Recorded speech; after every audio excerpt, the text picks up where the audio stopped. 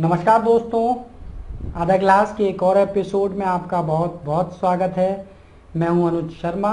लेकिन माफ़ी चाहूँगा, आज का गिलास पूरा भरा हुआ है और मैं इसे आधा नहीं कर सका।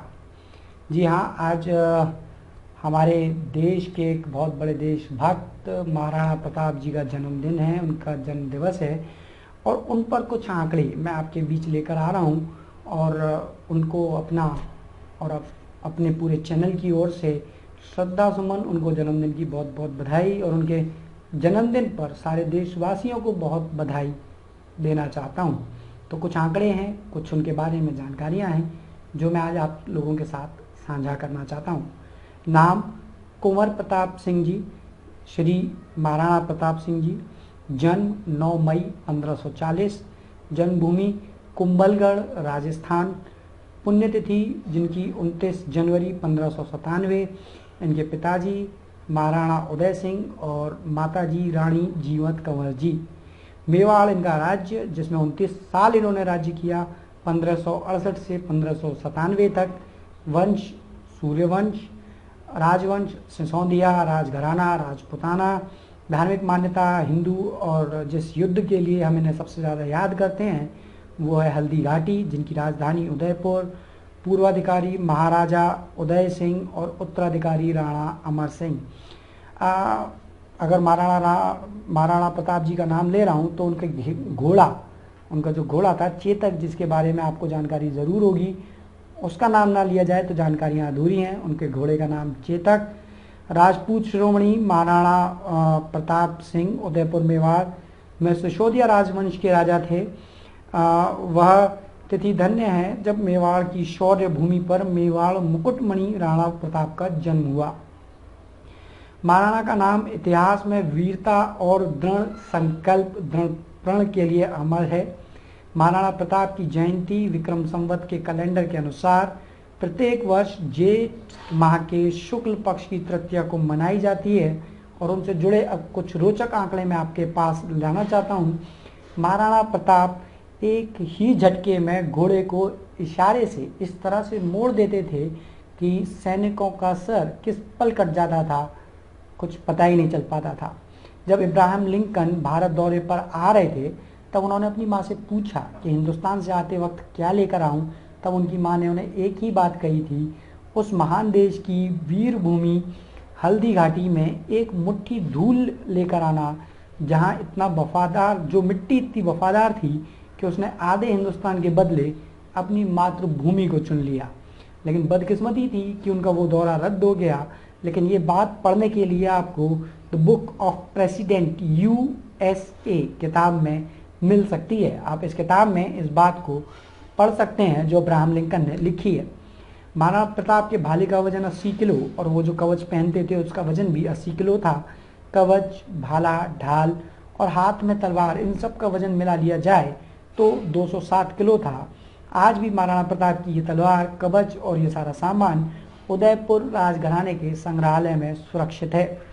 अकबर ने कहा था कि अगर राणा प्रताप मेरे सामने झुक जाते हैं तो आधा हिंदुस्तान के वारिस वो होंगे, लेकिन बादशाह सल्तनत अकबर की होगी। और ये बात महाराणा प्रताप को बिल्कुल गवारा नहीं थी और उन्होंने उन अकबर की अधीनता स्वीकार करने से मना कर दिया था।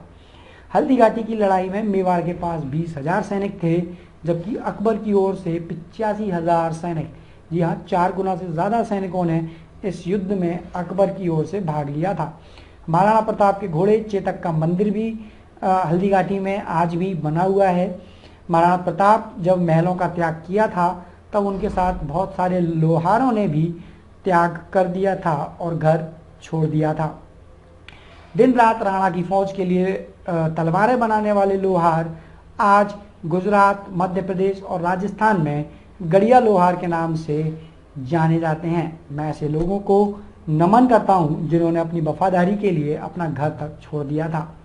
हल्दी घाटी युद्ध में 300 साल के बाद भी आज भी जमीनों में तलवार पाई जाती हैं और आखिरी बार तलवारों का ये जखीरा 1985 में हल्दी घाटी में ही मिला था। महाराणा प्रताप के सहस्त्रास्त्र की शिक्षा श्री जयमल मड़ेतिया जी ने दी थी, जो 8,000 राजपूत वीरों को लेकर 60,000 मुसलमानों से लड़े थे। उस युद्ध में 48,000 सैनिक मारे गए थे, जिसमें 8,000 राजपूत और 40,000 मुगल थे। महाराणा प्रताप के देहांत पर अकबर भी रो पड़ा था। मेवाड़ आदिवासी भील समाज ने हल्दीघाटी में अकबर की फौज को अपने तीरों से रौंद डाला था। वो महाराणा प्रताप को अपना बेटा मानते थे और राणा बिना भेदभाव के उनके साथ रहते थे।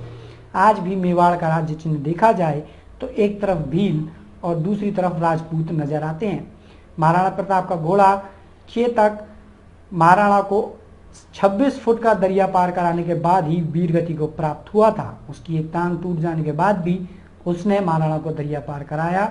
जहां वो घायल हुआ वहां एक खोड़ी इमली नाम का पेड़ था और आज इसी पेड़ के पास चेतक का मंदिर है।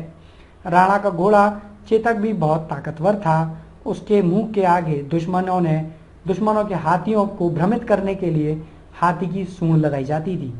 यह हेतक और चेतक नाम के 2 घोड़े थे जो महाराणा के सबसे प्रिय थे। मरने से पहले महाराणा ने अपना खोया हुआ 85% राज्य जीत लिया था। सोने चांदी और महलों को छोड़कर वो लगभग 20 साल मेवाड़ के जंगलों में घूमे थे। महाराणा प्रताप का वजन 110 किलो और उनकी लंबाई 7.5 फीट थी। 2 म्यान वाली तलवार और 80 फीट का भाला वो अपने हाथ में रखकर लड़ाई लड़ा करते थे। महाराणा प्रताप की चेतक की कहानी आपने बहुत सुनी होगी, लेकिन आज मैं आपको कुछ अनछुए पहलुओं को भी बताने वाला हूँ।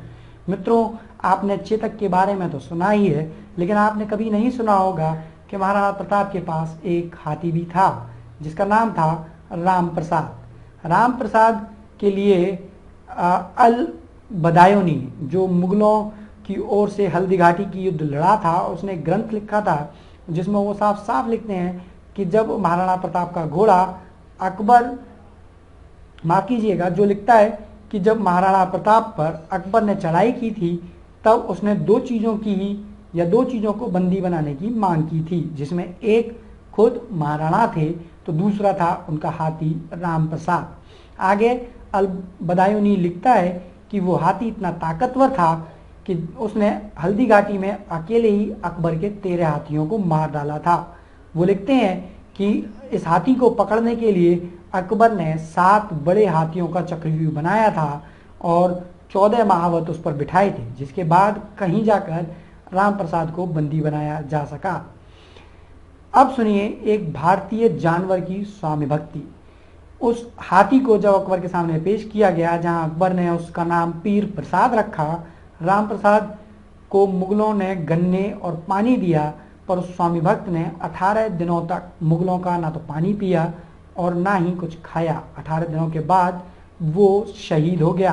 तब अकबर ने कहा कि जिसके हाथी को मैं अपने सामने नहीं झुका सका, बड़ा मुश्किल है कि मैं ऐसे महाराणा को अपने सामने झुका पाऊं।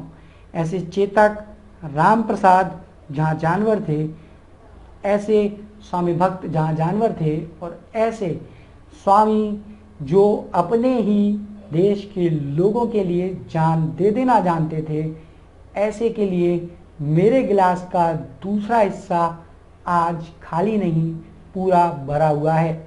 और मैं इसमें आपसे सिर्फ एक ही अपील करूंगा, अगर आपको मेरे द्वारा दी गई जानकारियाँ पसंद आई हों तो इस चैनल को सब्सक्राइब करें, इस वीडियो को अपने दोस्तों के साथ शेयर करें और देशभक्ति की ये जानकारी दूसरे लोगों को भी रूबरू कराएं। अगले वीडियो में आपसे फिर मुलाकात होगी। तब तक अनुज शर्मा को दीजिए इजाज़त। नमस्कार।